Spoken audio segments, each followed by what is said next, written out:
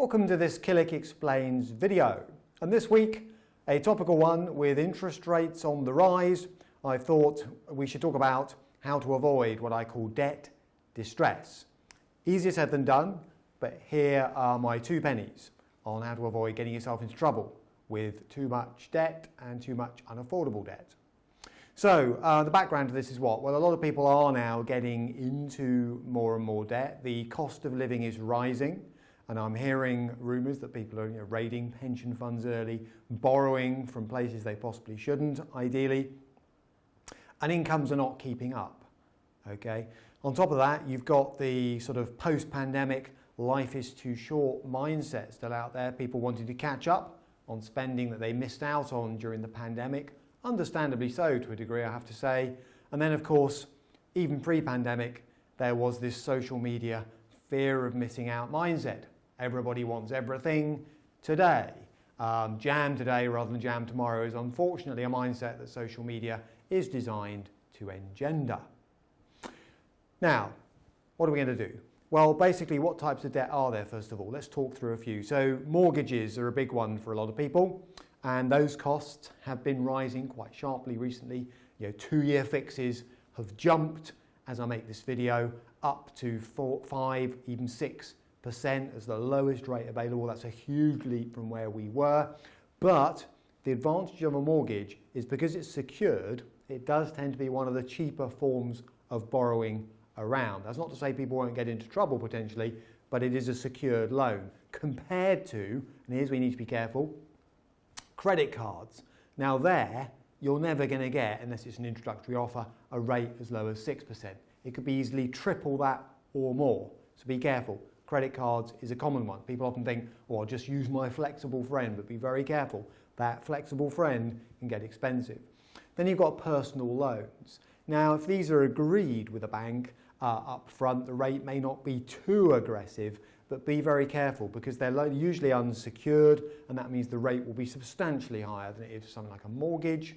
Then you've got store cards or store card loans as they are in effect. Be very, very careful there. The APRs, as they're known, are getting pretty hefty at the moment.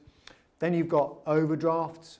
Now, authorised overdrafts, quite a bit cheaper usually than unauthorised overdrafts. Be very careful about thinking, well, I'll just dip on my current account into overdraft because that can kick in some penalties pretty quickly. And then you've got payday loans, loan shark loans, and so on. And those are, if possible, to be avoided for a reason that will become apparent in a moment. Those can be very expensive indeed. So even as an emergency source of capital, really one worth avoiding. Now, what's the problem? Well, there are several problems with taking on debt. Interest costs can quickly spiral because effectively compounding, which is your friend in the investment market, it's the only free lunch, if you like, in investing, becomes your enemy when you're talking about debt because the interest on interest compounds against you, all right?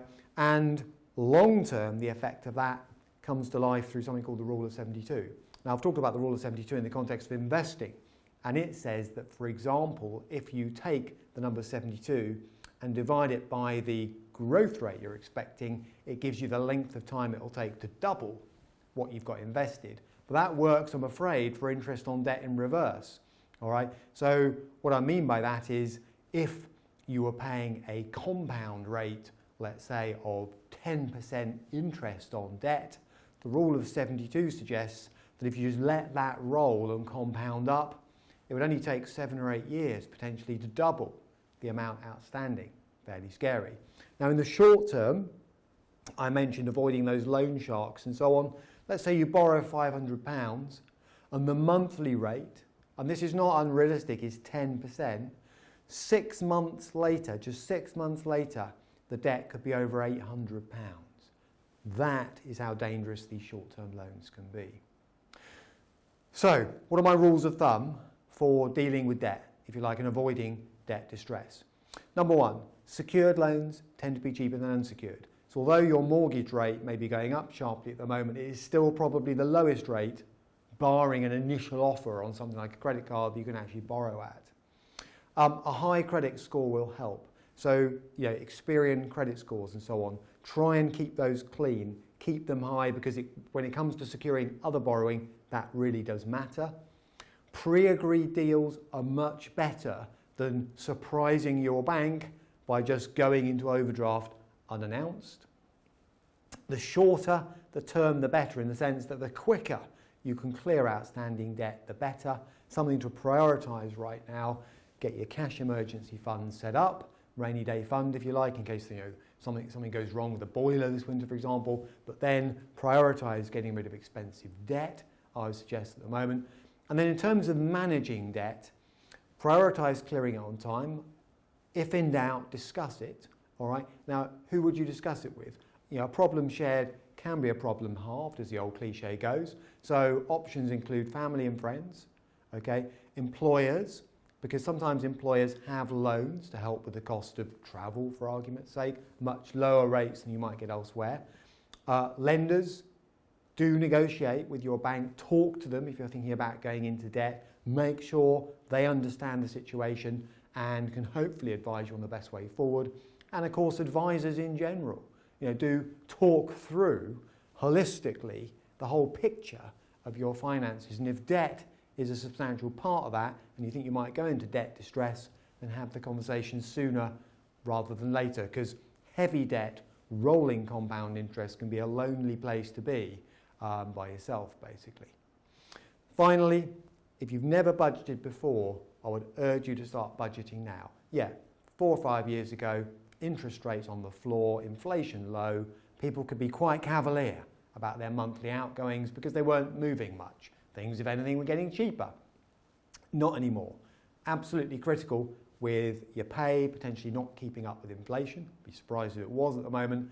Critical to have a proper window on income, outgoings, and what's left, whether that's a positive or a negative number. Manage the negative, maximise the positive, if you like. Okay, easy for me to say. So other places you can go for help. Killik.com/learn is one place, my extensive video library. Another is our guides. There are 6 in the series altogether. editor@killik.com for any one of those 6 or even all 6. You can also pick them up at our various locations on various high streets and so on. And then there's Confidant, which sometimes touches on some of these debt-related issues. And that again would be editor@killik.com.